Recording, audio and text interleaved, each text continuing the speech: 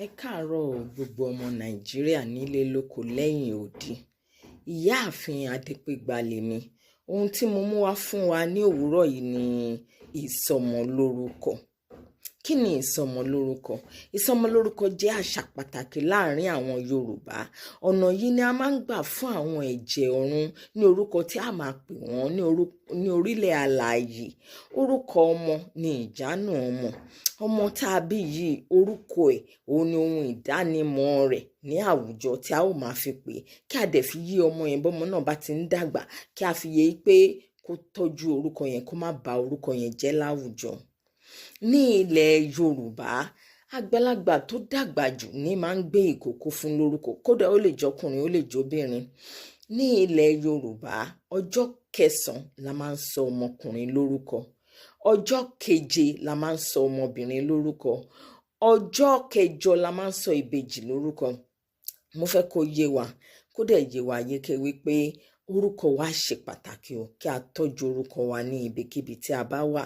Ní ilẹ̀ Yorùbá, nígbà tí àgbàlagbà yìí bá gbé ẹ̀jẹ̀ ọ̀run yìí láti fún ní orúkọ, wọn yóò kó àwọn nǹkan kan jáde sí orí tábìlì. Kí wá ní àwọn nǹkan wọ̀nyí tá fi ń sọmọ lórúkọ ní ilẹ̀ Yorùbá? A máa ń pè wọ́n ní ohun èlò ìsọmọ lórúkọ. A ó ní obì, orógbó, oyin, atare, iyọ̀, ìrèké, epo, omi, owó àti bẹ́ẹ̀ bẹ́ẹ̀ lọ. Ìsọmọlórúkọ máa ń yàtọ̀ láti ìdílé sí ìdílé o. Àwọn kan máa ń lo ẹran erin, àwọn kan máa ń lo egungun ẹkùn, wọ́n kára wọn sí ọmọ ẹkùn. Ẹ máa bá mi ká lọ. Ní ilẹ̀ Yorùbá, mo sọ fún ọjọ́ kẹsàn-án là ń fún ọmọkùnrin lórúkọ àti ọmọbìnrin ọjọ́ keje, ìbejì ọjọ́ kẹjọ.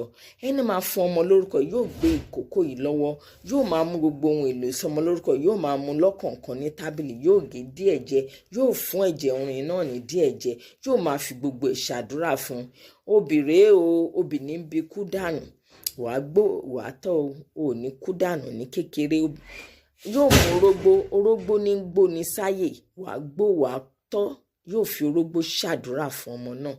Yóò mú oyin dídùn dídùn là ń bá lé olóyin o, dídùn dídùn ní títí ẹ máa jẹ́. Bẹ́ẹ̀ ni yóò mú atare. Kò sẹ́ni tó lè ka iye ọmọ inú atare, bẹ́ẹ̀ ni kò ní sẹ́ni tó lè ka iye ọmọ tí èyí túmọ̀ sí pé yóò ṣàbíamọ púpọ̀ láyé. Wọn yóò fi gbogbo àwọn nǹkan wọ̀nyí ṣe àdúrà fọmọ yìí. Wọn ìyá àti bàbá ọmọ kó tó dọjọ́ wọn ti mọ orúkọ tán fẹ́ fọ́mọ. Wọn yóò wá máa pe orúkọ náà síta lọ́kọ̀ọ̀kan. Àwọn èèyàn tó wá ń jókòó yóò máa pè tẹ̀lé wọn. Wọn yóò máa ṣe àdúrà tẹ̀lé orúkọ wọn wọ̀nyí. Ní bórúkọ wọ̀nyí lọ́gbà ẹ̀wọ̀n o. Ní bá níbi pànìyàn. Wọn ò ní gbé ẹ pa o. Wọn yóò ṣàdúrà fọmọ yìí lóríṣiríṣi bẹ́ẹ̀ yẹn, tó jẹ́ pé àdúrà náà yóò sì mọ́ ọmọ náà. Let me go into the English.